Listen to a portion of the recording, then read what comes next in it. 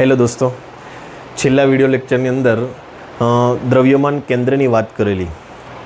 આપણે 11મા ધોરણનું પુનરાવર્તન કરવાનું છે મિત્રો। સેમિકન્ડક્ટરનું જ્યાંથી બાકી છે, જો કે આપણે બધી થિયરી પૂરી થઈ ગઈ છે, બધા દાખલા પૂરા થઈ ગયા છે, માત્ર નીટના એમસીક્યુ જે તમને નથી આવડ્યા એ તમારે સોલ્વ કરો, એ મારે તમને સોલ્વ કરાવવાના બાકી છે। એ આપણે 2 કે 3 વિડીયો લેક્ચરની અંદર લઈ લઈશું। તમારે બધા જ એમસીક્યુ સોલ્વ કરી દેવાના છે। સેમિકન્ડક્ટરના જેટલા પણ હવે એમસીક્યુ બાકી રહ્યા છે, તમને 25 આપેલા છે, પરંતુ એમ છતાં પણ હવે જે પણ બાકી હોય બધા પૂરા કરી દેવાના છે। અને દરેક વિદ્યાર્થી મિત્ર મને આ એમસીક્યુ લખીને મોકલવાના છે, અને જે એમસીક્યુ તમને નથી આવડતા એ તમારે મને કહેવાના છે। આપણે જેટલા જે વિદ્યાર્થીના એમસીક્યુ જે આવશે એને આપણે બોર્ડ પર સોલ્વ કરાવીશું।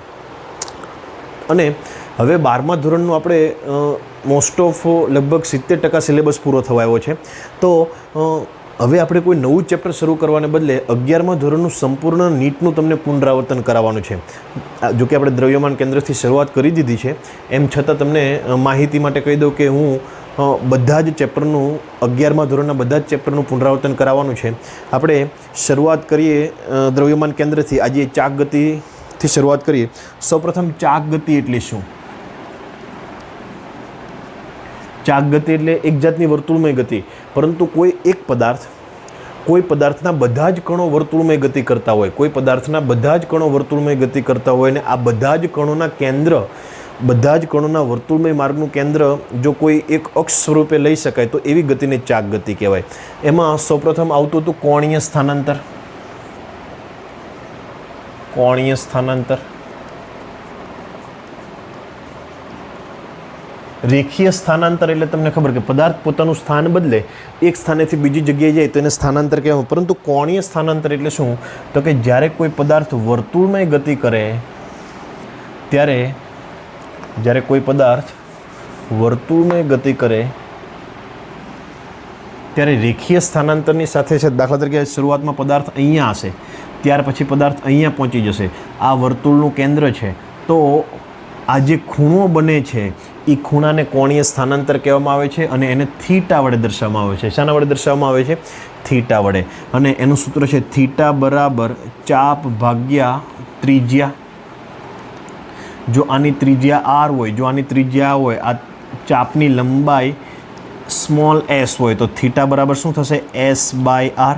કોણીય સ્થાનાંતર મિત્રો સદિશ રાશિ છે, યાદ રાખજો। કોણીય સ્થાનાંતર સદિશ રાશિ છે, અને કોણીય સ્થાનાંતર કેવો સદિશ છે? તો અક્ષીય સદિશ કહેવાશે। કેવો સદિશ કહેવાશે મિત્રો? અક્ષીય સદિશ। કેમ કે એ સદિશની દિશા અક્ષની દિશામાં હોય છે, અને જો સમઘડી દિશામાં ગતિ કરતો હોય તો અંદર તરફની દિશામાં કોણીય સ્થાનાંતર કહેવાશે, અને જો વિષમઘડી દિશામાં, તમારે આવી રીતે હાથ મૂકવાનો, જો સમઘડી દિશામાં ગતિ કરતો હોય, સમઘડી દિશામાં ગતિ કરતો હોય તો અંગૂઠો અંદર તરફ થાય, જમણો હાથ લેવાનો। સમઘડી દિશામાં જો ગતિ કરે અંગૂઠો અંદર તરફ, તો એ અક્ષ અંદર તરફનો કહેવાશે। અને જો વિષમઘડી દિશામાં કરતો હોય તો હાથ આમ વળશે તો બહારની તરફ છે એવું કહેવાશે। કોણીય સ્થાનાંતર સદિશ રાશિ, એના એકમો કયા કયા? તો કે એનો એક એકમ છે રેડિયન, એકમ છે ડિગ્રી, એકમ છે પરિભ્રમણ। યાદ રાખજો મિત્રો, આ બધા જ કોણીય સ્થાનાંતરના એકમ છે। રેડિયન પણ હોઈ શકે, ડિગ્રી પણ હોઈ શકે, પરિભ્રમણ પણ હોઈ શકે। જો તમારે પરિભ્રમણમાંથી રેડિયનમાં જવું હોય તો 2π વડે ગુણવાના। કેટલા વડે ગુણવાના? પરિભ્રમણ। દાખલા તરીકે તમને 2 પરિભ્રમણ આપ્યા છે, તો 2 પરિભ્રમણ એટલે કેટલા થશે? તો કે એક આખો રાઉન્ડ અને બીજો રાઉન્ડ, તો 2 પરિભ્રમણ, તો 2 ગુણ્યા અને 2π ગુણી જો, એટલે એ તમને શામાં મળી જશે? રેડિયનમાં મળી જશે। એટલે આવું કહી શકાય કે એક પરિભ્રમણ બરાબર 2π રેડિયન, અથવા તો 360 ડિગ્રી। 360 ડિગ્રી। તો આ એકમો યાદ રાખજો મિત્રો। હવે બીજું કહેવાનું એ કે દાખલા તરીકે કોઈ એક પદાર્થ છે, આપણે આ જ પદાર્થની વાત કરી લઈએ। ચાલો આ પદાર્થની વાત કરીએ। આ પદાર્થ આ અક્ષને અનુલક્ષીને આમ વર્તુળમય ગતિ કરે છે, તો આ પદાર્થનો આ કણ પણ વર્તુળમય ગતિ કરશે, આ પદાર્થનો આ કણ પણ વર્તુળમય ગતિ કરશે, આ કણ પણ વર્તુળમય ગતિ કરશે। શું બધાના કોણીય સ્થાનાંતર સરખા હશે? તો કે હા। ચાક ગતિ કરતા પદાર્થના બધા જ કણોના કોણીય સ્થાનાંતર સમાન છે। દાખલા તરીકે મારે આ કણની વાત કરવી છે,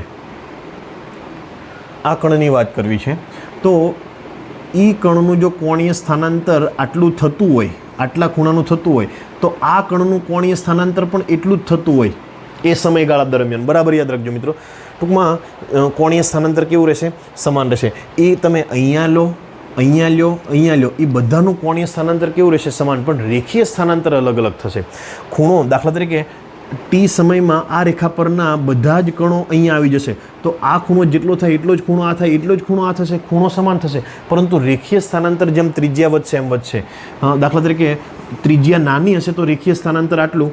રેખીય સ્થાનાંતર એટલે સીધી રેખામાંનું સ્થાનાંતર. અહીંયા આટલું, અહીંયા જેમ ત્રિજ્યા વધશે, જેમ કણ આપેલા અક્ષથી દૂર જતો જશે તેમ તેમ ત્રિજ્યા વધતી જશે, તેમ તેમ રેખીય સ્થાનાંતર વધશે. એટલે કોણીય સ્થાનાંતર અચળ રહેશે, જ્યારે રેખીય સ્થાનાંતર કેવું રહેશે?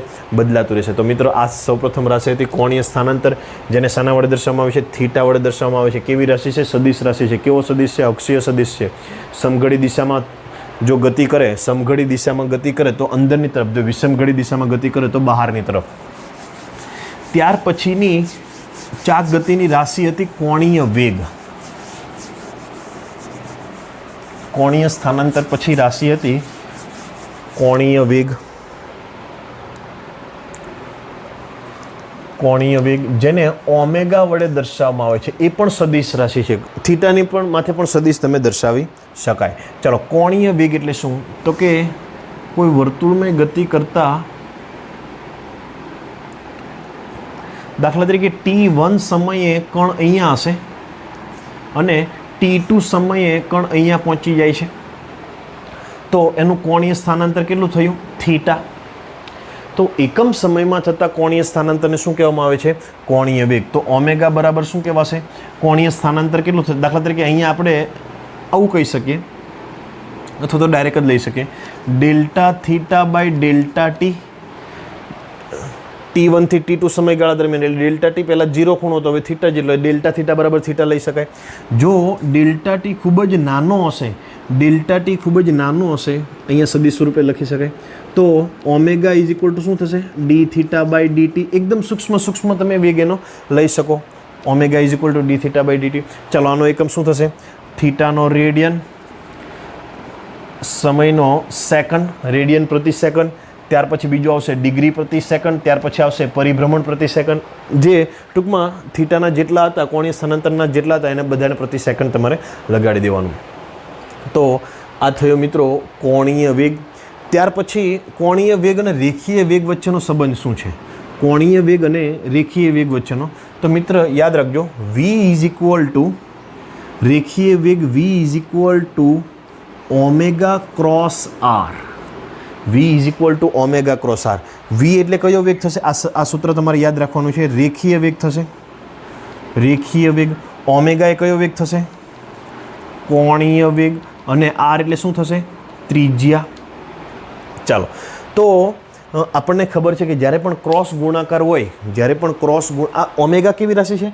સદિશ રાશિ એમ કીધું. અને એની દિશા કઈ દિશામાં થશે? તો ફરી પાછું ઓમેગાની દિશા એ કોણીય સ્થાનાંતરની દિશામાં હશે. જો સમઘડી દિશામાં હશે, સમઘડી દિશામાં ગતિ કરતું હશે તો કોણીય વેગ અંદરની બાજુ, જો વિષમઘડી દિશામાં ગતિ કરતો હશે તો કોણીય વેગ બહારની બાજુ. પણ ક્યાં? એ જે બિંદુને અનુલક્ષીને વર્તુળમાં ગતિ કરે છે એ અક્ષ પર તમારે લેવાનું છે. અક્ષની અંદર તરફ કે બહાર તરફ, એ સમઘડી અને વિષમઘડી દિશામાંથી થાય. ટૂંકમાં સમઘડી એટલે આમ તો અંદર તરફ, વિષમઘડી એટલે આમ એટલે બહારની તરફ. ચાલો, હવે આપણે આ બિંદુની વાત કરીએ. એનો ઓમેગા કઈ બાજુ? દાખલા તરીકે ગતિ કરે છે આ બાજુ, ઓમેગા કઈ બાજુ થશે? આ બાજુ ગતિ કરે, એટલે ઓમેગાની દિશા બહારની દિશામાં થશે. ઓમેગાની દિશા બહારની દિશામાં. આર કઈ બાજુ થશે? આર ત્રિજ્યા કઈ બાજુ થશે? આ બાજુ થશે. તો ઓમેગા આ બાજુ, ત્રિજ્યા આ બાજુ, તો ઓમેગા ક્રોસ આર એટલે આ બાજુ આંગળી વળે.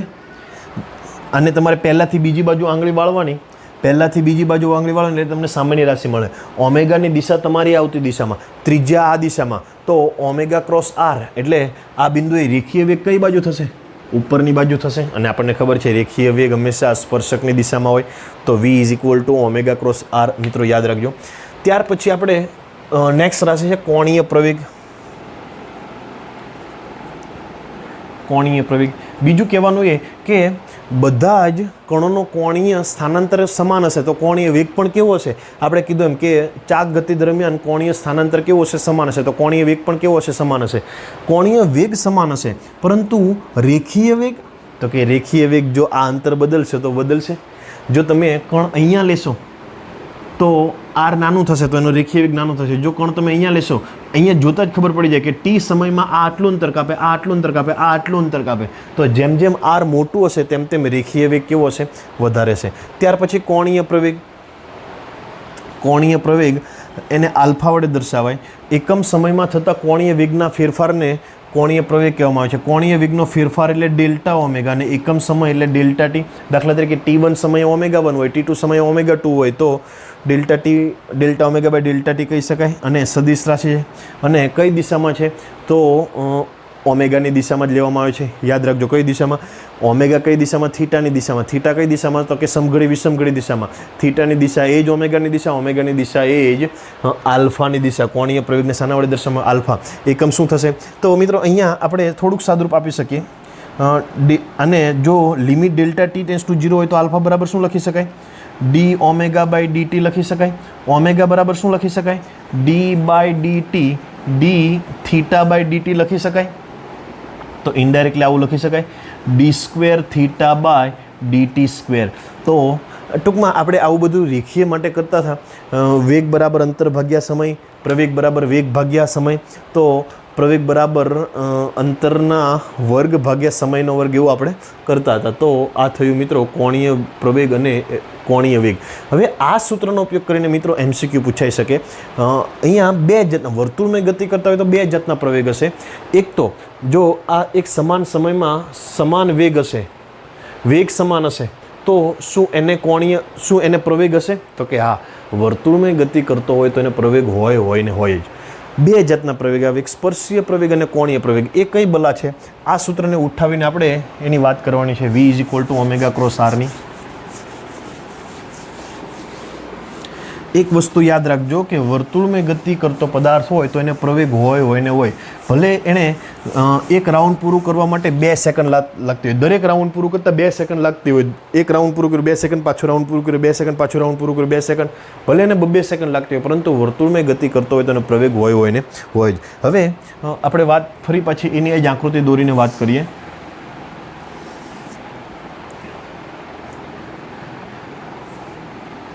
ચાલો, પ્રારંભમાં કણ અહીંયા છે અને એ આ દિશામાં ગતિ કરે છે. કઈ દિશામાં ગતિ કરે? આ દિશામાં ગતિ કરે.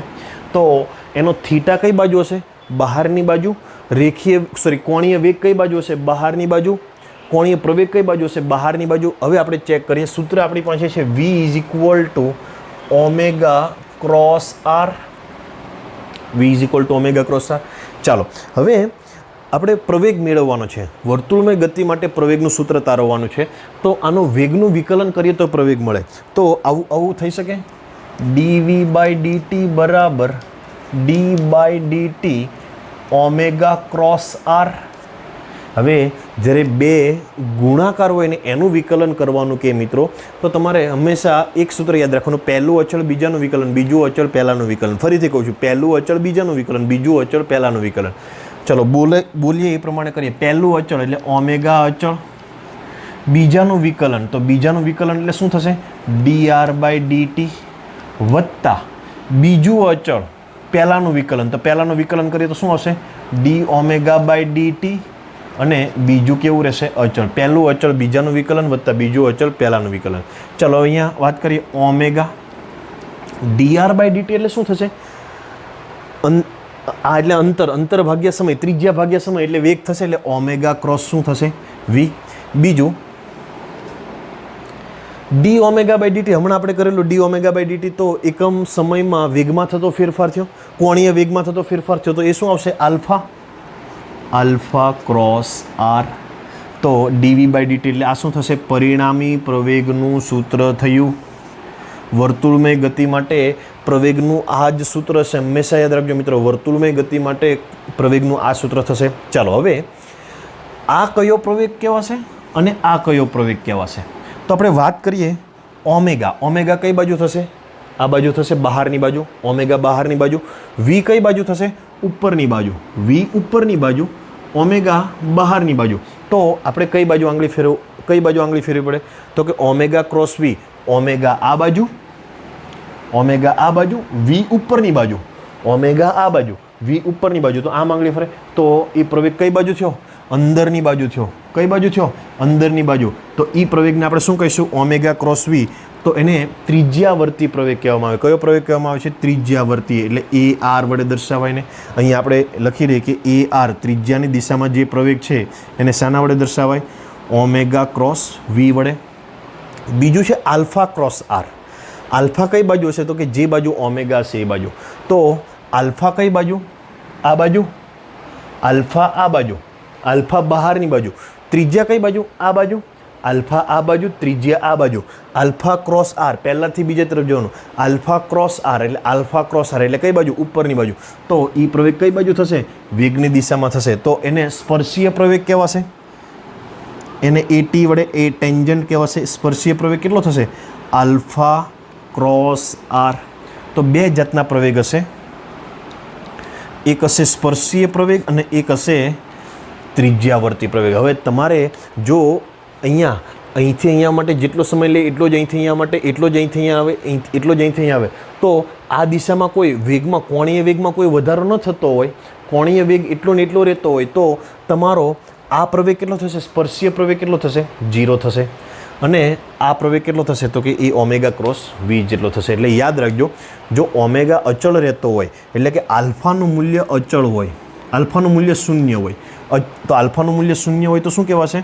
અચળ કોણીય પ્રવેગ કહેવાશે. અચળ પ્રવેગ નહીં કહેવાય. કેવો પ્રવેગ કહેવાશે? અચળ કોણીય પ્રવેગ. કોણીય પ્રવેગ કેવો કહેવાશે? કોણીય પ્રવેગ શૂન્ય કહેવાશે. કોણીય પ્રવેગ શૂન્ય. કોઈ જાતનો કોણીય પ્રવેગ છે જ નહીં. તો આલ્ફા બરાબર શૂન્ય. તો કોણીય પ્રવેગ તો એ સમાન સમયગાળામાં સમાન કોણીય સ્થાનાંતર કરશે. તો એને કયો પ્રવેગ હશે? માત્ર ને માત્ર ત્રિજ્યાવર્તી પ્રવેગ હશે. યાદ રાખજો, કયો પ્રવેગ હશે? ત્રિજ્યાવર્તી, ત્રિજ્યાની દિશામાં. અને એ પ્રવેગને કારણે એના વેગમાં ક્યારેય વધારો ન થાય. માત્ર ને માત્ર શું બદલશે? દિશા બદલશે. ત્રિજ્યાવર્તી પ્રવેગને કારણે શું થશે? દિશા બદલશે. એટલે આને કારણે ક્યારેય ઝડપમાં વધારો થાય નહીં, પરંતુ આને કારણે ઝડપમાં વધારો થાય. કેમ કે આલ્ફા છે એ શું છે? કોણીય પ્રવેગ. તો આ મિત્રો યાદ રાખજો, શું કોણીય પ્રવેગ છે, શું સ્પર્શીય પ્રવેગ છે. વર્તુળમય ગતિ માટે હંમેશા બે પ્રવેગ હશે. જો નિયમિત વર્તુળમય ગતિ હશે, નિયમિત વર્તુળમય ગતિ એટલે સમાન સમયગાળામાં સમાન પરિભ્રમણ કરતો હશે તો નિયમિત વર્તુળમય ગતિ કહેવાશે. એને પ્રવેગ હશે તો કે આ હશે, કયો હશે? ત્રિજ્યાવર્તી હશે. એને સ્પર્શીય પ્રવેગ હશે નહીં. તો કોણીય સ્થાનાંતર એટલે શું, કોણીય વેગ એટલે શું અને કોણીય પ્રવેગ એટલે શું, આટલું મિત્રો આપણે જોયું.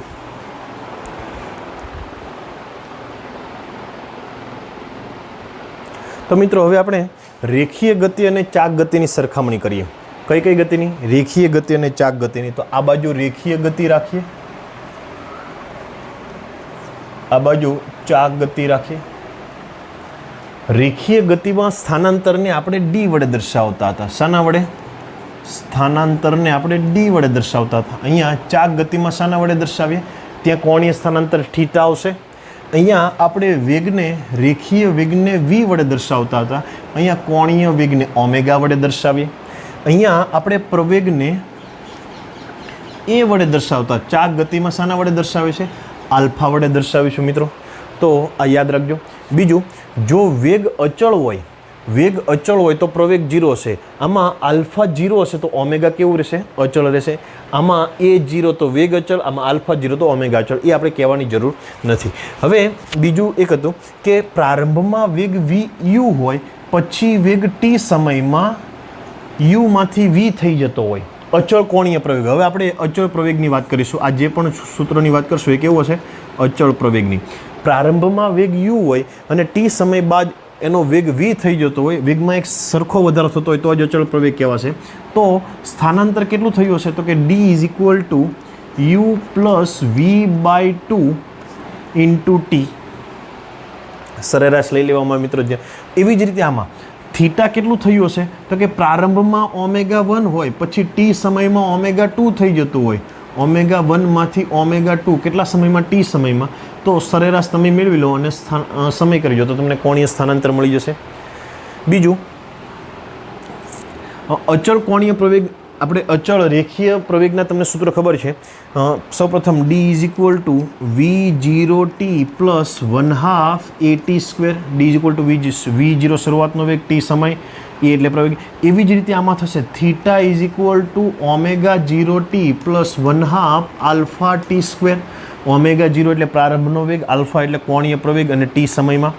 તેવી જ રીતે v is equal two v0 plus at અને આ બાજુ શું થશે omega is equal to omega 0 plus alpha T. આ શું દેખાડે તો કે v0 એ પ્રારંભમાં t બરાબર 0 સમય વેગ, ટી સમયમાં જો અચળ પ્રવેગ એ હોય તો ટી સમયમાં વેગ v.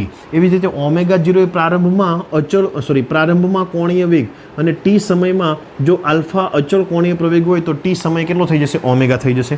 ત્યાર પછી આવશે v² માઇનસ v0² બરાબર 2ad. v0 પ્રારંભનો વેગ, v એ ડી જેટલું સ્થાનાંતર કરે ત્યારે પછી વેગ, ડી સ્થાનાંતર કર્યા બાદ વેગ. એવી જ રીતે આમાં શું થશે ઓમેગા સ્ક્વેર માઇનસ ઓમેગા 0² બરાબર 2 આલ્ફા થીટા. ત્યાર પછી nમી સેકન્ડમાં કાપેલા અંતરનું સૂત્ર તમને ખબર છે મિત્રો, dn બરાબર v0 પ્લસ a/2 કૌંસમાં 2n માઇનસ 1. તો એવી જ રીતે આમાં પણ થશે થીટા n બરાબર ઓમેગા 0 પ્લસ આલ્ફા/2 કૌંસમાં 2n માઇનસ 1. તો આ દરેક સૂત્રો રેખીય ગતિ માટે અને ચાક ગતિ માટે તમારે ફરજિયાત યાદ રાખવાના થશે, તો જ તમને આગળના દાખલાઓ આવડશે.